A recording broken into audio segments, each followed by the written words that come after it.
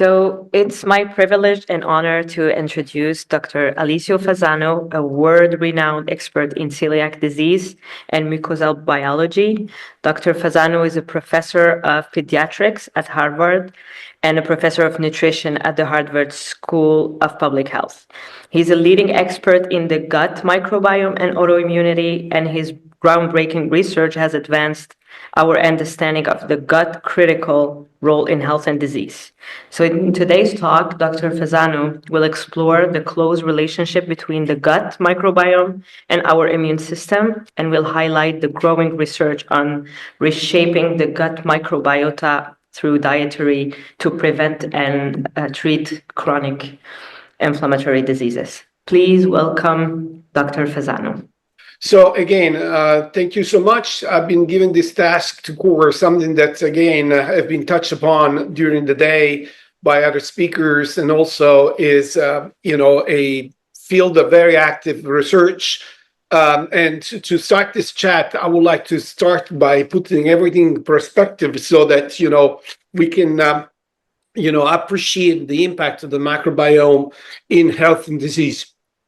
For almost the totality of the 2 million years of evolution, humankind have been sick and died mainly by infections. And that's been our destiny until the recent past. Everything changes, recently because the understanding of the cause of these conditions.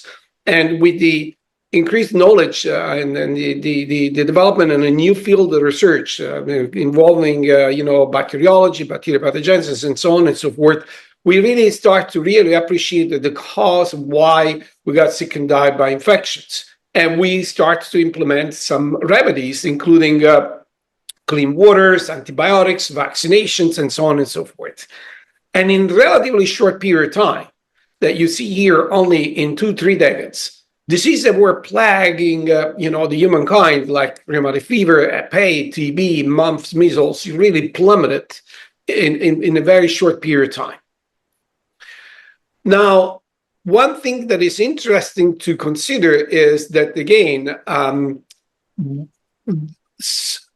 parallel to these changes and totally unexpected, we start to experience a dramatic shift of the reason why people got sick and died. There were not infections anymore, rather for non-infected chronic inflammatory diseases.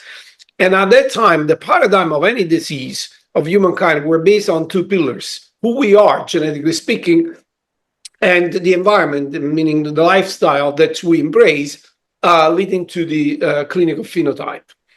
Of course, of these 2 pillars, with such a short period of time, we can't blame genetics to be responsible for this dramatic, increase of chronic inflammatory diseases, including, multiple sclerosis, Crohn's disease, type 1 diabetes, asthma, cancer, and so on and so forth. Because again, it takes much more than a generation to have the genetic, to be responsible for this huge increase that we saw, and mainly, almost exclusively, in people that embrace the Western lifestyle. So while we did not have to deal with infections anymore, now we have to deal with chronic inflammatory diseases, meaning that if you embrace a Western lifestyle, you don't die fast of infection, you die slowly of chronic inflammation. And again, the pessimistic view that I just mentioned to you is that we change the environment too fast for us to adapt. But the same phenomena can be really interpreted in a more positive way by consider the fact that, while in the past we were convinced that if we are genetically predisposed to develop, cancer or an autoimmune disease or metabolic disorders, that was destiny. Now we know that that's not the case. It all depends how we play our genetic cards. If we play them in an inappropriate way, as we've done in the recent past, by embracing a Western lifestyle, then that genetic predisposition will translate in clinical outcome. So the great challenge that we have right now, and again, this has been touched upon by many others today, is to understand what we've been doing wrong to try to avoid to have the beginning of that march from genetic predisposition to clinical outcome. The other understanding, I believe, that has been quite, revolutionary basis of these conditions has been that, yes, Genes and environment are necessary, but not sufficient. There are at least another 3 elements that seems to be at play to have that quote-unquote perfect storm that leads to any disease of humankind. These 2 worlds normally are segregated by barrier. The most visible is the skin, but the most important, the most studied is the intestine because it's the largest, it's the most complex, and so on and so forth. And if this barrier doesn't work anymore, then these 2 worlds can interact and can eventually lead to inflammation. Of course, the 4th element had got to be the immune system because we're talking about chronic inflammation. So an hyperbelligerent immune system seems to be part of the story. And finally, an object of my chat today is this ecosystem that we co-evolved with, for which we knew very little until the recent past, that we call the microbiome. The last 3 elements that I put in this, context of with the pillars that are necessary, sufficient to develop any kind of disease in humankind, are highly interconnected to the point that if we have an increased antigen trafficking because we lose barrier function, there is a dysbiosis or an imbalance in microbiome and vice versa. If there is an exaggerated antigen trafficking, the immune system would become hyperbelligerent. And if you have a pro-inflammatory tone, this increases gut permeability and so on and so forth. So in other words, they are really highly interconnected. And I will give a few clinical examples to, stress this concept. But probably the lesson that's most impactful that we learn is it is the microbiome that is capable to decide if, when, why, and how our genes will be put in motion and start that march from genetic predisposition to clinical outcome. In other words, the microbiome has the capability to epigenetically change our plants and, for better or for worse, decide our clinical destiny. If that's the case, and again, the evidence now are becoming more and more robust, it is the corollary of this statement that, taking care of the microbiome, in other words, making sure that the composition and function is in tune with our clinical and physiological needs, is an object of great level of interest to try to figure out how to mitigate these chronic inflammatory processes. So, why the gut? Well, Hippocrates already 2,500 years ago was, visionary in saying that, all diseases begin in the gut. Much more recently and humbly, I revisited this statement. There is a saying in the United States that what happened in the gut, what happened on this basis stays in Las Vegas. And, I paraphrase this, that the gut is not like Las Vegas. What happened in the gut does not stay in the gut. And indeed, the intestine is really a sort of battlefield in which friends and enemies needs to be recognized, properly managed, and based on that, you have as an outcome that finally tune balance between tolerance and immune response that again dictate our clinical destiny. This is a cartoon that exemplified the march from health and disease, from number 1 health to number 4 disease at the mucosal level. Again, this is the example of the intestine, but it can be the airways, the genitourinary tract, and so on and so forth. So, number 1, healthy. The barrier works, the microbiome is in balance, the antigen trafficking is tightly controlled, and you reach what we call a state of mucosal tolerance or allergy that is secured by, again, it is tightly controlled antigen trafficking and by the work of specifically immune cells like macrophages and regulatory dendritic cells that maintain that state of tolerance. The problem arises when you go from number 1 to number 2. So now you lose the barrier function, and there is an uncontrolled passage of instigators of inflammation like antigens or endotoxins. It needs to be, clarified that, this mucosa, the GI tract, the airways, and so on, were covered by a single layer of epithelial cells that in the past were conceptualized to be sealed to each other. So everything that is the trafficking or the communication with the external environment was supposed to happen through the cell and not in between cells where there was a sort of cement. In the late 70s, early 80s, a Japanese group, discovered that actually this space is not sealed, but is regulated by very sophisticated, complex, and dynamic structure that we call tight junctions that can be conceptualized as a sort of gates, most of the time closed, but because there are gates that can be open. And if they're open for too long and inappropriately, that created that shortcut of this, instigator inflammation to come from the external environment in our body. Of course, if that happened, the immune system does its job, sees an enemy, start to fight. And the fight leads to inflammation. Inflammation that is mediated by specific mediator pro-inflammatory cytokines, including TNF-alpha, interferon gamma, that per se increase gut permeability. And now we are in this vicious circle from 2 to 3, in which this antigen trafficking, inflammation mediated by these pro-inflammatory cytokines that induce even more permeability until we break tolerance and develop a disease. So we go from 3 to 4. What kind of disease depends who we are genetically speaking. If we are genetically predisposed for a functional disorder, we develop, IBS, irritable bowel syndrome, Th1 immune response cancer, Th2 allergy, Th17 autoimmunity, and so on and so forth. What was a little bit complicated to understand was how we move from point 1 to point 2.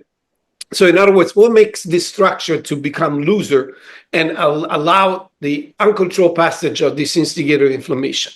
And that was the contribution almost 20 years ago we made as a group by discovering this family of molecule they're called the zonuline-related peptides, or zonuline for short. That is sort of the key that opened these gates. And if produced in a large amount, that created a shortcut that start that march from genetic predisposition to clinical outcome. And this pathway has been now studied, extensively by many investigators since the discovery of these molecules. And, it's been object of many, many studies that we will talk a little bit more.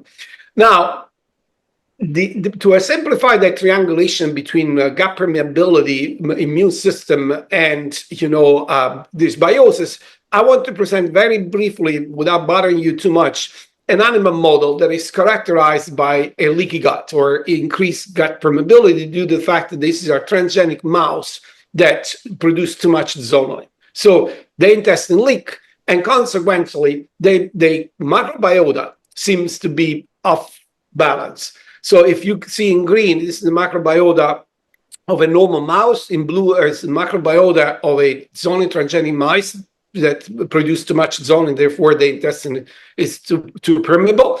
And if you ask why they are segregated, what makes the difference?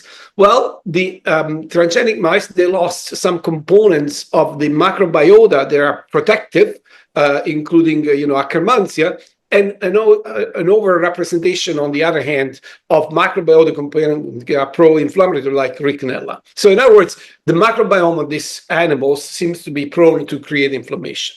What about the immune system? Same story. Without going, again, too much in details, in these animals, the immune cells that are supposed to put a brake on inflammation are underrepresented, while the immune cells that generate inflammation seems to be overrepresented. So there is a toll on these animals to be ready to develop inflammation. But what about human being? Here, it is a very reductive example of almost 1,000 papers, more than 1,000 papers published on zonulin, linking this biomarker of increased gut permeability to a variety of conditions that goes from, behavioral changes, aging, metabolic disorders, cancer, autoimmunity, infections, and so on and so forth. Common denominator here, again, is chronic inflammation. So, what are the stimuli that generate the release of zonulin? The strongest one, and we already made mention of that, is dysbiosis, because as I told you, the two will influence each other. I show you as in this animal model how if you produce too much zonulin, you generate dysbiosis. Here, there are evidence in the literature that if you have dysbiosis, that trigger a exaggerated zonulin release. And this brings me to the heart of the discussion that I want to share with you today, really related to the microbiome. I start the discussion by saying that we're convinced that microbes are killers, that are the ones that make us sick and and make us die. The pathogens are the exception. The vast majority of microbes, actually, they have the intent to develop a friendly, mutually beneficial relationship with us. And again, this is something that is a notion that we start to really appreciate in the recent past. Why we want to get in this, symbiotic relationship? Well, the reason why microbes, they want to do this is obvious, hospitality and food. But why we need to engage in this kind of relationship? We have also a lot to gain. For example, microbes help us to scavenge extra energy from food that we cannot digest, like fibers.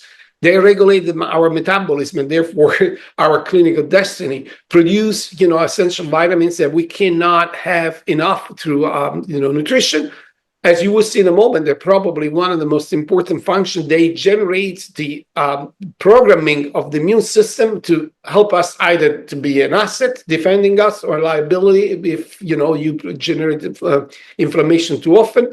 And then finally, not definitely in terms of importance, they protect against pathogens. Otherwise, for example, penicillin is nothing else than a molecule produced by a microbe to kill another one. But all this mutual beneficial relationship really implies it has to be symbiotic and personalized. So in other words, there is no such a thing of quote unquote the normal microbiome for everybody. It depends who we are. So in other words, as we all are genetically different, including monozygotic twins because of epigenetics, also our microbiome is different. What is common to all of us is the outcome of this interplay between these two worlds. So metabolically speaking, we all need to maintain, glucose level in a certain range in our blood and the blood pressure in a certain range. And that is the result of this exchange between, our body and our microbiome that metabolically will maintain us in a state of health. Now, this also was mentioned before. No matter which environmental factor you want to consider, prenatal, mom lifestyle, what she's eating, where she's living, is she smoking, is she stressed, is she drinking alcohol, or perinatal, am I born preterm, full term, am I being an incubator, did I get antibiotics, did I was fed breast milk or formula milk, or postnatal, what kind of levels of distress I have, how many infections I'm exposed to, the food allergies, and so on and so forth. All this is being shown to affect the composition and therefore the function of the microbiome. And if I have a problem in terms of composition function, as we discussed, one of the things that happen when I'm in dysbiosis is increased antigen trafficking because increased permeability, and that starts that march from genetic predisposition to clinical outcome. Why we are experiencing this huge increase of chronic inflammatory conditions in the Western Hemisphere? The answer is because we derailed what was the plan of evolution. We were supposed to be born by vaginal delivery, being fed the proper food, no infection. 2 million years ago, there was not much of exchange among hominids. So the traveling of infections were limited. Of course, there were no antibiotics. All that led to the balanced microbiome. And it should not come as a surprise that it is the microbiome that programmed the immune system to decide when to do inflammation. 2 million years ago, life expectancy was short, 13, 14 years. So either you die of infection or the dinosaur eats you. There was no time to develop cancer. So the immune system at the beginning of evolution was mainly focused to fight infections. And inflammation is nothing else to generate a very unfriendly environment for microbes to grow. It's too hot. There are chemicals like cytokines that kill you, cells like immune cells that eat you. You pay a price, of course, because the inflamed tissue will die, but you save the entire organism. And that's the reason why it's fundamentally important that the microbiome program the immune system to put the bar of inflammation only at the level in which we are life-saving conditions that needs to be unleashed, because the infection can kill us. So you need to unleash inflammation when we are under attack, and we need to turn it off when the infection and the enemy has been defeated. Important notion here is that this programming really require, a microbiome engraftment that starts in the very first 1,000 days of life. That's where we dictate our clinical destiny. from conception. So even before that we're born, that's the reason why mom's lifestyle, including nutrition, is so important. To 2 years of life, that's when the game is played. And what we've done doing wrong by embracing Western Hemisphere is that now we're born by C-section, that of course is more than welcome if, say, baby and mom, but not to program the OBGYN vacations. Of course, inappropriate nutrition that,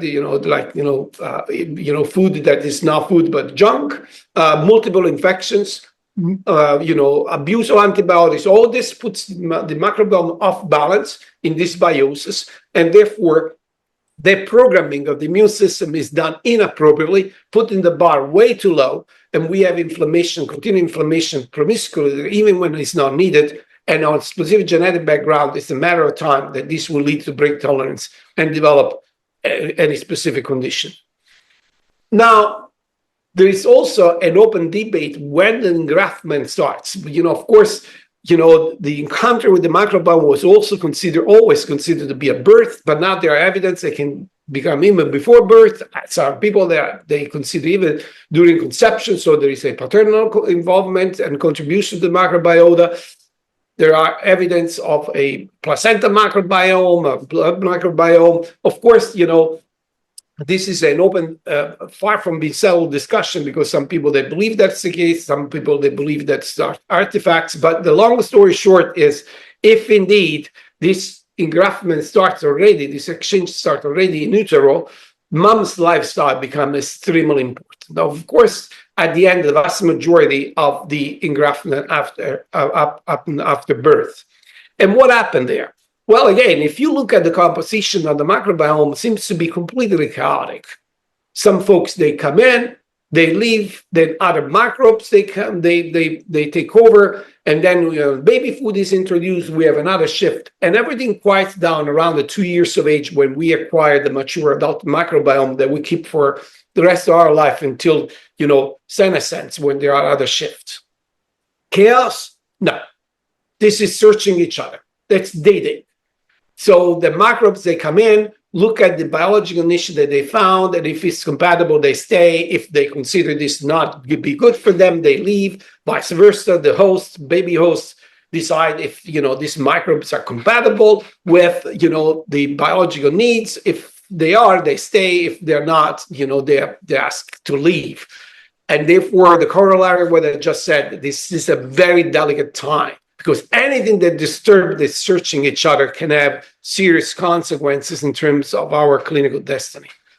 And again, once again, in this first 1,000 days of life, no matter what you want to consider, the way that mom is, embracing her lifestyle, the way that this kid is born, the first 2 years of life destiny in terms of exposure to a pollutant or, antibiotics and so on and so forth, they have an impact that can really disturb the searching each other. However, we're born once. We may take 3-4, antibiotics a year, but we eat 3-4 times a day. So by far, the most impact, for better, for worse, environmental, factor that can change the composition, the microbiome, and therefore our clinical destiny is diet. And I want to wrap it up my chat by giving very quickly a few examples of this triangulation between the microbiome, gut permeability, and immune system in the pathogenesis of a variety of chronic inflammatory diseases. We'll talk a little bit about autism and as a neurodevelopment disease and neurodegenerative disease like Alzheimer and Parkinson. We'll touch upon very briefly obesity and then aging, and to finish with autoimmunity. So the gut-brain axis probably is among the most active and quote-unquote hot area of research when it comes to crosstalk between the gut and the brain mediated by the microbiome. That the brain communicated with the gut is something that we knew for a long, long time. And that's the reason why we somatize, for example, with GI symptoms when we are stressed, where we have under pressure and so on and so forth.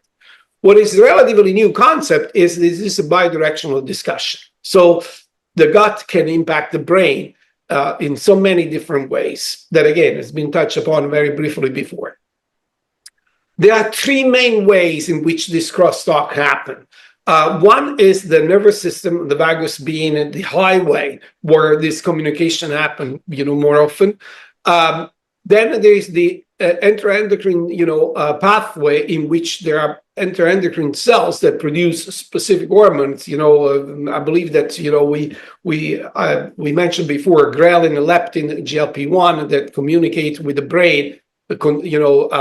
Changing our eating behavior. So in other words, if we are stimulated to eat or we put a stop to eating and so on and so forth. And then, the third pathway, that is the one in which microbes producing some substances, postbiotic fundamentally, like short chain fatty acid and so on and so forth, through changing in antigen trafficking gut permeability may eventually affect a variety of brain and behavioral, components. So there is a lot of, evidence now, I would say mostly in animal models, but now we start to see human that even eating behavior, cognition, impulsivity, anxiety, depression, that kind of stuff can be really affected by the composition and function of the microbiome. To the point in which now there is a scheme of, a way of thinking. On the left is the healthy gut-brain axis communication, in which there is normal gut physiology, there is homeostasis at the level of the mucosa, antigen trafficking is very controlled, the microbiome is in a symbiotic relationship, so everybody's happy. In other words, including the central nervous system. On the right, we have the condition which now we have the loss of barrier function, exaggerated antigen trafficking. This dysbiosis, favor some pathobionts, some of which they have a direct effect on behavior to the point they are called psychobiotics, and that create the abnormal behavior, cognition, stress response, and visceral pain. In terms of neurodevelopment, probably the most studied and most intriguing example is autism spectrum disorder. There is a paradigm of bidirectional gut-brain communication when it comes to neurodevelopment. The same increase in chronic inflammatory diseases that I showed you before has been reported for autism, but here I believe we're at the extreme of this huge increase over time. If we consider that the prevalence of autism was in 1 in 10,000 in the 70s, now it's 144, and the last number is 1 in 36. You appreciated the huge increase of the impact of this condition to the point in which the next generation boys, because the boys girls ratio 4-to-1, it seems that 1 out of 4 will be out of commission for autism, and that's a travesty. But once again, revisiting what I told you before, this increase is telling us that we're not just predisposed to develop this kind of disorder and its destiny. We're doing something terribly wrong to allow this huge increase in the prevalence of the condition, and it's a moral obligation for all of us to understand what we have been doing wrong so we can put some evidence in place. Very quickly, I'm going to review the same stuff that I was telling you before that I showed you in an animal model, i.e. the triangulation between gut permeability, dysbiosis, and immune system doesn't work well in this condition. For example, in autistic kids, it's been demonstrated that the serum zone level as a biomarker of gut permeability is increased, as well as dysbiosis being reported. So the microbiome in kids with autism is different from their siblings. They are, not having, neurodevelopmental problems. And if you look at the metabolic changes, there are a lot of metabolic pathways involved that can be divided in lipids, biomarkers, markers of the mitochondria function, xenobiotic, and so on and so forth. So in other words, this interplay between the microbiome and also genome leads to some metabolic changes that seems to be core finding in kids with autism. Parkinson's disease, same story. You're looking at in Parkinson, there is a loss of barrier function as determined by, increased zonunin. They also show some sign of chronic inflammation of the gut with this another biomarker that's called calprotectin. And if you look at, the correlation between, the gut permeability and the immune system by looking at plasma cytokines and the microbiome, you see the same story. So increased zonin leads to increased inflammation with some specific cytokines, and also in terms of composition, the microbiome that, change in terms of, composition and function, including the production of postbiotic like short chain fatty acids. Alzheimer, same story again. So this is a story that repeats itself. So you have patients with Alzheimer's disease. They are, of course, characterized by some specific, clinical outcome, or poor balance, low hand grip strength, and so on and so forth. Same story here, increased permeability. There is a negative correlation between zonin with the balance. So the more zonin you have, the less balance you have. So there is a cause-effect relationship that's been eventually considered there as a possibility. And here again, there is a correlation also with dysbiosis of the microbiome of this subject and neuroinflammation in Alzheimer's. What about obesity? Obesity is becoming a big issue because now a large proportion of the population worldwide, unfortunately, is obese or morbidly obese, to the point that the main reason why we were sick and die nowadays are not infection as was before, as I mentioned before, but is related to nutrition. And here you see the epidemics of obesity in pediatrics that in only 25 years, and now it's even worse, has been 3 times more. So of course, the darker the region, the more impact is in the obesity. What is the story here between obesity and microbiota? Same situation.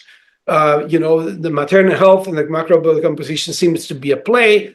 The way that the baby is born, the antibiotic exposure, breast milk, probiotics, and so on and so forth. The same situation that I've discussed before. So you lose gut barrier function. Western lifestyle, particularly diet, seems to be eventually impactful, and this created its pro-inflammatory cytokines, so pro-inflammatory status that eventually leads to the clinical outcome.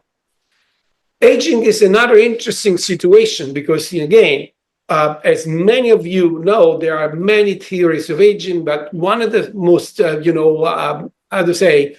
follow is the chronic inflammatory, model of aging, to the point that it's called inflammation. What is interesting is that, recent research seems to suggest that even later in life, there is the potential for physical, mental, social growth and development. So, at least in animal model, we have seen success in rejuvenation and extending lifespan to achieve what we call a negligible senescence, or even reversing aging. Again, all this based on the fact that the attention has been focused on the immune system with inflammation and the antigen trafficking with increased permeability. This is an example of a paper that was published a while ago that once again is, outlining this triangulation between, intestinal permeability, systemic inflammation, and, dysbiosis, in which, again, young animals compared to older animals, they have a barrier that works, the immune system that it's in tune and doesn't generate inflammation, and a symbiotic relationship between the host and the microbiome, something that is lost with old age. There is another interesting example with the fruit fly.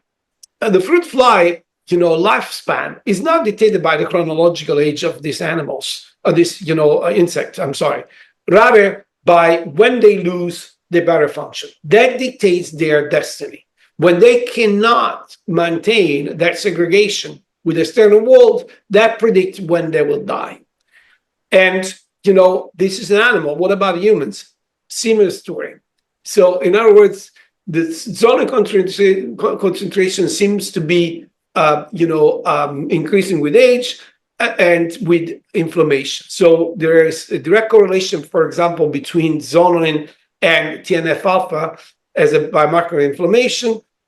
and IL-6, another biomarker inflammation. So there is definitely a direct correlation. While there is an inverse correlation with agility in terms of capability to maintain a certain number of steps a day, or eventually to having the strength of muscles and so on and so forth. And the other evidence, again, that serum zonin, an endotoxin that is, the instigator of inflammation that can come through if the barrier function is lost in the ultracentenarian are very, very low compared to young folks in their 40s with myocardial infarction, in which both serum zonin and endotoxin are exaggeratedly elevated. I'm going to finish with an example of autoimmunity using celiac disease as an example. We've been studying a cohort of babies at risk of celiac disease because somebody in the family has the condition for the past 10 years. With this study that we call celiac disease genome environment microbiome and metabolomic study, or CDGEM for short. This is a study that now involved more than 600 families, a huge number of samples, a huge amount of metadata.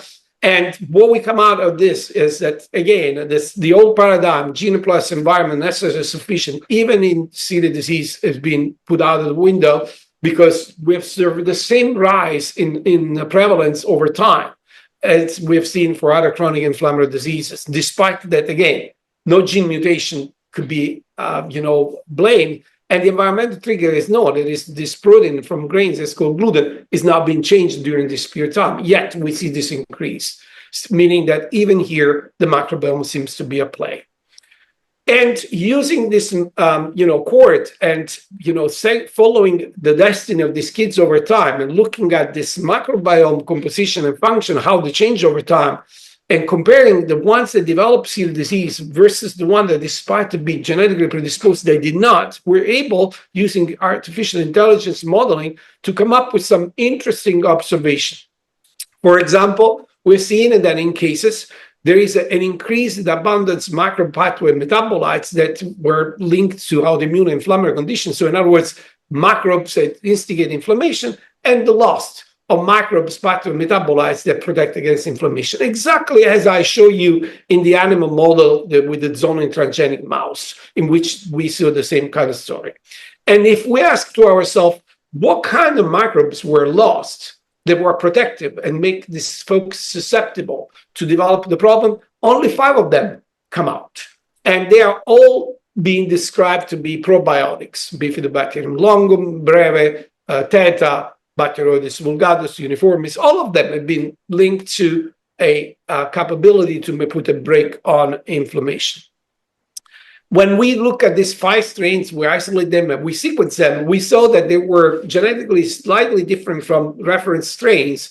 2% of the genome is different. And if we look at what do this gene that are mutated, they do for living, they indeed are involved in controlling the osteoinflammatory pathways and barrier function. So exactly what you would expect. And if we use, this, tool that we call human gut organoids, so in other words, the capability to make an intestine in a tube, so to speak, and we look at what happened to these organoids under normal circumstances, if we take these organoids from an individual with celiac disease and we expose to gluten, the instigator of the autoimmune process, 3 things happen to these organoids from patients with celiac disease and not from the organoids of healthy individual. The barrier function is lost, so there is an increased permeability, there is an increased production of pro-inflammatory cytokines, and cell turnover. So apoptosis is exaggerated. So if we look at this under normal circumstances, and then we put these protective elements, all this does not happen. So in other words, the presence of this microorganism that seems to protect against this, instigation of inflammation and autoimmunity in celiac disease seems to be, fundamentally important to protect against this instigation by gluten. How? Epigenetic. And therefore, by looking at the microRNA of these gut organoids in the presence of one of these strains, for example, B. vulgaris, we're seeing that, the B. vulgaris is able to reprogram the epithelium in these three domains that are the ones that, again, you will anticipate: epithelial cell turnover, pluripotency, barrier function, and innate adaptive immune response. So in other words, in the presence of this microorganism, the epithelium is being reprogrammed in a way that if gluten comes into the picture, the epithelium will tolerate it, will not do anything because, it's been reprogrammed to tolerate gluten. If you lose this microorganism, this reprogramming is not going to be in place, and therefore gluten will be capable to make those side changes that start that march from genetic predisposition to clinical outcome. That's the reason why, at least now we have an explanation of why people can tolerate, gluten for 50, 60, 70 years, and then they develop, celiac disease in their senescence, because they lost their protective elements that eventually will prevent gluten to start that march from genetic predisposition to clinical outcome. So to conclude my chat, for celiac disease, we now have a crystal ball to look at the future, because we see, for example, that this gut dysbiosis precedes, months and months, almost 2 years, the onset of disease. With great level of confidence, like 93%, we can predict based on the microbiome signature who of these kids would develop celiac disease, who does not. And that, the gut dysbiosis is followed by this epigenetic reprogramming that is lost, and that is followed by zonin upregulation that happened even a year and a half before. So this is another biomarker that will tell us if zonin start to increase, this kid is destined to develop celiac disease, and followed by loss of barrier function, promiscuous passage of non-self antigen, including gluten, from the external world into the body, and that breaks the tolerance and makes to develop celiac disease. The corollary of what I just told you is now that we can predict who will develop celiac disease. They are target for possible primary prevention. So that's something that, for us was unconceivable in the recent past, meaning that we may have in the future tools to prevent an autoimmune disease. And with that, probably because Mother Nature doesn't make stuff too complicated, the form of chronic inflammatory disease that we discussed today. I want to thank you again for inviting me to give this chat with you all. Of course, I am, part of a much bigger group that has been generating most of the data that you heard today. And of course, supporting, entities like the NIH, the Thrush Foundation, Horizon 2020 from Europe, and so on and so forth. So with that, I think that I can stop. And I think that, we have a few minutes for questions. Thank you, Dr. Fasano. That was really insightful. Actually, I have a quick question. Maybe you have data on that. Is there like a link between dysbiosis and infertility in women and men? So I believe that the data are circumstantial, but I believe robust. There is this possibility. Particularly in women, we have more data than men, but there have been, I believe, a clear difference in terms of, the microbiome composition and function in infertility. The challenge here, though, is to understand who is the chicken, who is the egg. Because, what you can make the counter argument that, because of the infertility, you have dysbiosis. But at least in animal model, particularly for the vaginal microbiome, there is a strong correlation there. The vaginal microbiome are much less sophisticated and complex than the gut microbiome. The gut microbiome has something like 600 or 700 different strains. The vaginal microbiome has, mostly 5 or 6 strains, Lactobacillus being the most important one. And if you lose those, they are a high predictor of infertility. So it means like miscarriages as well related to dysregulation in the vaginal microbiome and dysbiosis as well? Yep, absolutely. Yep. Thank you. Do you have other questions from the public? Yes.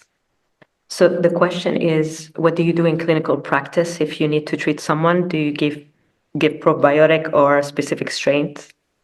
That's a very good question. And of course, one of the most frequent questions that have been asked to me, it's in that. So right now, that's the only thing that we can do, because we don't have any alternative, as we probably will have in the near future. So in other words, right now, if I have evidence of dysbiosis, my options is to give probiotics, multi-strain probiotics, because again, the more variety of probiotics you give, the more likely you may eventually impact in a positive way the dysbiosis. This is now. In the future, when economically it will be affordable to do the microbiome analysis of individuals, I believe that, again, we will be able to personalize the choice of specific strains, because as I showed you in this study that, with celiac disease, you may eventually get to the strain level and decide which strain to use to specifically treat the individual. But until we got there, and it's not a limitation of technique, it's a limitation of money. When the analysis of the microbiome will go from $400, $500 to $60, $70, we're going to be able to do that if we can personalize. The other thing, of course, low-hanging fruit is nutrition, because now we have AI modeling that will predict if I lose some component of the microbiome, what should I eat to make sure that this component will come back. Mhm. Thank you. And do you test like for zonulin during your clinical practice? Is it something that you do regularly? So, yes, not routinely, but many patients that come to my practice, they come with a zonal level. Many companies now, they offer the combination microbiome and zonulin, testing.